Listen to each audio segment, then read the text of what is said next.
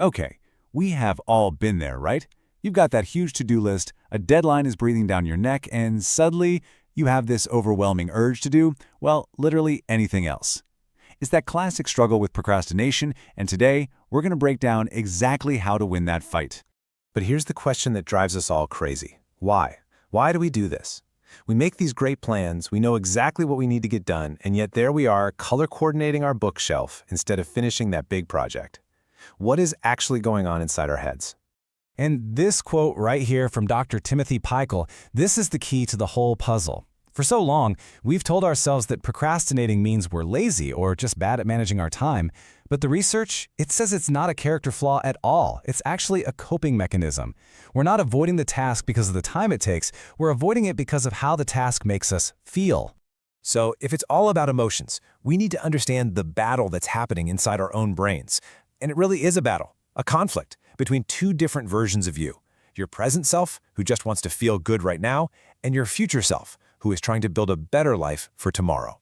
And get this is not some new, modern-day problem we invented. Thousands of years ago, the ancient Greek philosophers like Socrates and Aristotle actually had a word for it, akrasia. It literally means acting against your better judgment. So yeah, humanity has been struggling with this one for a very, very long time. So let's look at the science of what's happening. It all comes down to something called time inconsistency. See, your future self, that's the logical part of your brain, the prefrontal cortex. It totally gets the value of long-term rewards. But your present self, it's run by the limbic system, the emotional, feel-good part of your brain that just craves instant gratification. And when it's time to actually do the work, guess who's in the driver's seat? Yeah, it's the present self, every single time. And that's the absolute crucial thing to understand. When you procrastinate, you're not just being lazy. Your brain is making a very clear choice. It's choosing a short-term mood boost over a long-term goal. You're trying to escape feelings like boredom or anxiety or the fear of failure by doing something, anything, that feels easier and more pleasant in the moment. It's an emotional getaway. Okay, so now we get the why, but what about the how? How do we actually give our logical future self a fighting chance? Well, it all starts with a toolkit. And we're going to begin with two incredibly simple but really powerful rules designed to get you over that first big hurdle of just starting. Because that's the real problem, isn't it? The irony is that feeling of guilt and anxiety we get while procrastinating is often way more painful than the work itself would have been.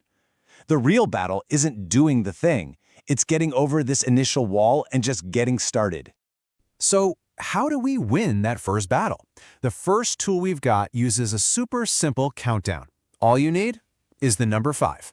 This is the famous 5-second rule from Mel Robbins. The whole idea is to interrupt that habit of hesitating before your emotional, present self has a chance to talk you out of it. The second you have an instinct to do something productive, you just start counting down. 5, 4, 3, 2, 1, and go. You physically move.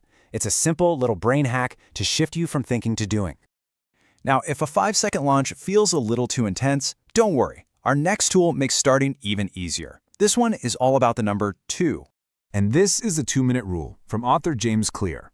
The idea is brilliant. You take any habit or task and you scale it down until it takes less than 2 minutes to do.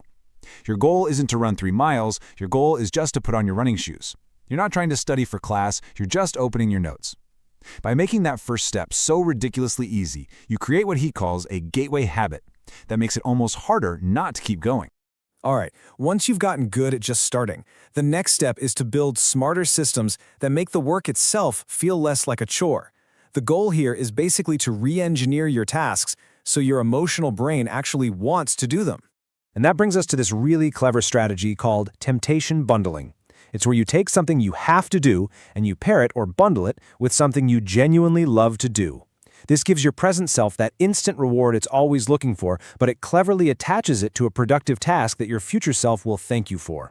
And here are some fantastic examples. Maybe you create a rule where you're only allowed to listen to your favorite podcast while you're exercising.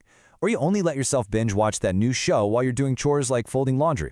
You're tying the long-term benefit to a short-term reward, which makes the whole task way more appealing. Okay, our final tool is a classic for a reason. It is all about tackling the single most important and probably most dreaded task of your day head-on to build some serious momentum. This amazing quote, which is usually credited to Mark Twain, is the whole idea behind the Eat the Frog method. It's just such a powerful metaphor for facing your biggest challenge of the day. So here's how it works. Every morning, you identify your frog. That's your one single most important task, the one you are most likely to put off. And you do it first. Before you check your email, before you scroll through social media, before anything else. The psychological win you get from getting that done gives you this huge sense of accomplishment and positive energy that just carries you through the rest of your day. Now, all of these tools are fantastic. The 5-second rule, temptation bundling, eating the frog, they're all incredibly powerful. But you know what? They work best when you combine them with a fundamental shift in how you think about progress and perfection. And this right here, this is the mantra you have to live by. So often, what drives our procrastination is perfectionism, that paralyzing fear that what we do won't be good enough. And that fear leads to this crazy loop, where not starting at all feels safer than starting and being imperfect. But listen, the goal isn't to be flawless. The goal is to make progress. Embracing imperfect action is the ultimate weapon against fear-based procrastination. So, let's make this real, right now. Think about that one frog on your list, that one task you've been dreading. What is the absolute smallest 2-minute first step you could take? Is it just opening a document? Putting on your sneakers? Writing one single sentence? Don't just think about it. Go do it.